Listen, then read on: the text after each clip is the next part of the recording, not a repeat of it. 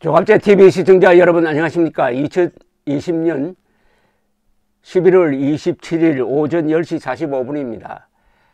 방금 발표된 한국갤럽의 주간 여론조사에서 문재인 대통령의 지지율 그리고 더불어민주당의 지지율이 크게 떨어졌습니다.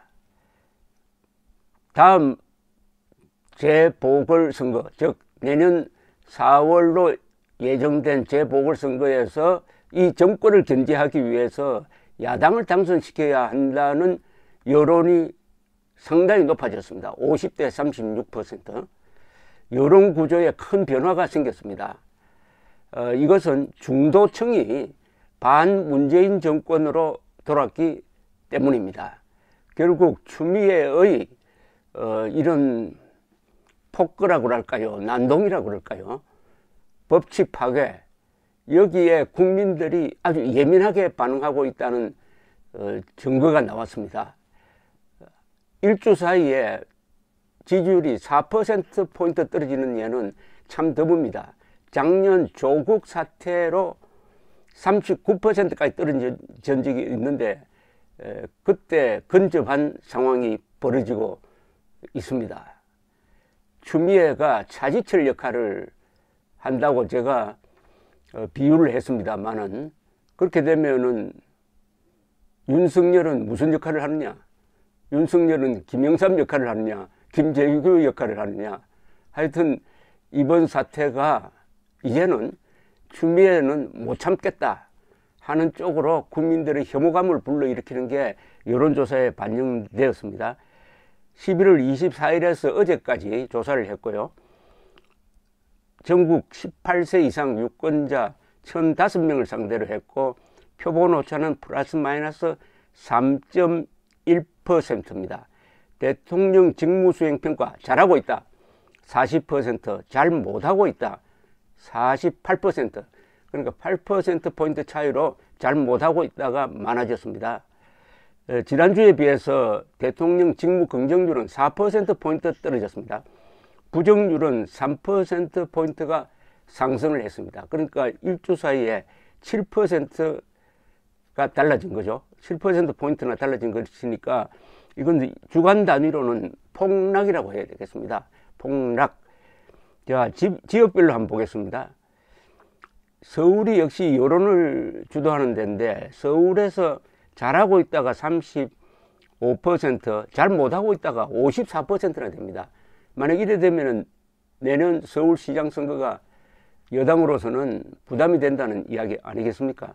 인천 경기에서도 잘하고 있다 38, 잘 못하고 있다 49%, 대전 세종 충청에서는 잘하고 있다 42, 잘 못하고 있다 44, 광주 전라도는 변함이 없습니다. 잘하고 있다가 64%로 압도적입니다. 잘 못하고 있다 27%, 대구 경북에서는 잘하고 있다 30, 잘 못하고 있다 58%, 부산 울산 경남에서는 잘하고 있다 36, 잘 못하고 있다 54. 이 부산 울산 경남을 잡기 위해서 가덕도 신공항 계획을 밀어붙이고 있는데 이게 추미애에 의해서 무효가 되는 그런 느낌까지 듭니다. 자, 남성 여성, 남성에서는 잘하고 있다 39, 잘 못하고 있다 49, 39대 49입니다.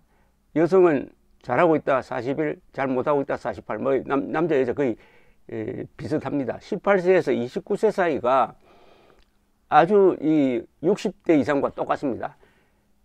잘하고 있다는 33%밖에 안 되고 잘 못하고 있다가 47%나 됩니다.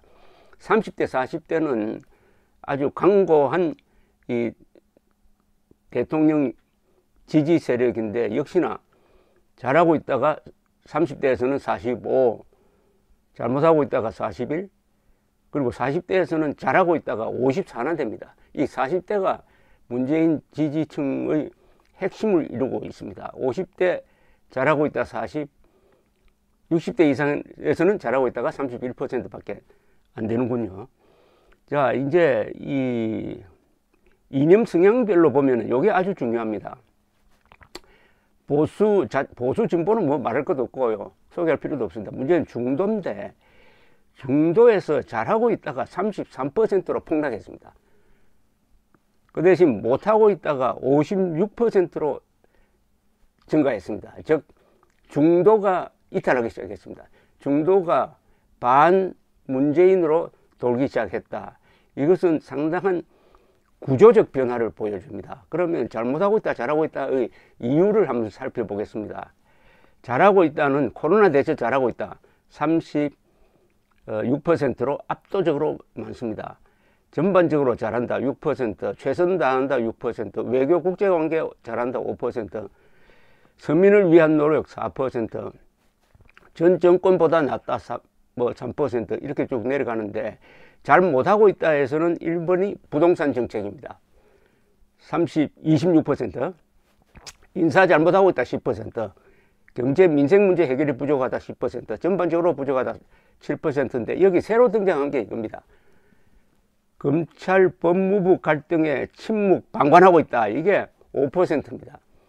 요게 지난주에 새로 등장함으로써 지지율 폭락을 가져왔습니다.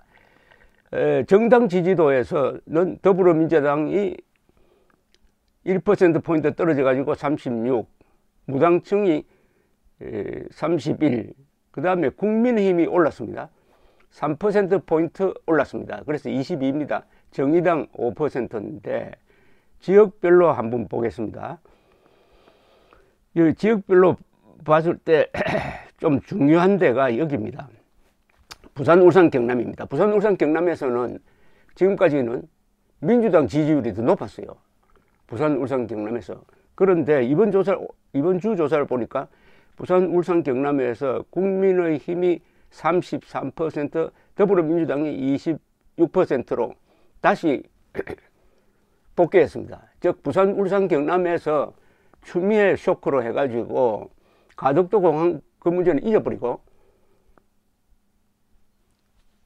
민주당에 등을 돌리고 있다, 이런 이야기입니다. 아마 민주당에서는 기가 찰 겁니다. 어마어마한 예산이 드는 가덕도 신공항을 밀어붙이려고 하는데 추미애가 완전히 찬물을 끼얹었습니다. 가덕도에 찬물을 끼얹은 분이 추미애입니다.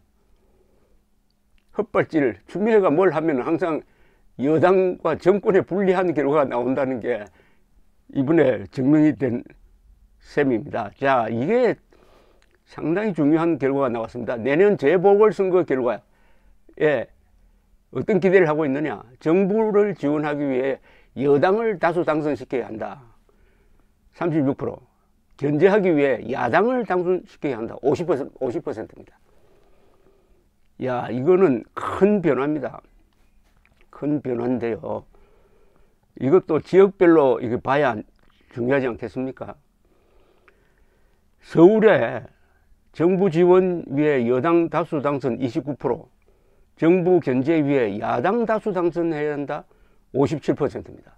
만약 이게 서울시장 선거에 반영된다면 야당 시장이 이긴다는 겁니다. 물론 이게 뭐 앞으로 많은 변화가 있습니다만은. 그리고 부산, 울산, 경남을 한번 보겠습니다. 여기서 부산시장 선거가 예정되어 있거든요. 그런데 여기서도 역전입니다. 정부 지원 위에 여당이 다수 당선돼야 된다는 게 29%입니다. 그런데 아니다. 야당이 당선돼야 된다는 게 59%나 됩니다. 서울, 부산의 이 여론 구조에 추미애 쇼크로 인해 가지고 직격탄을 맞았습니다.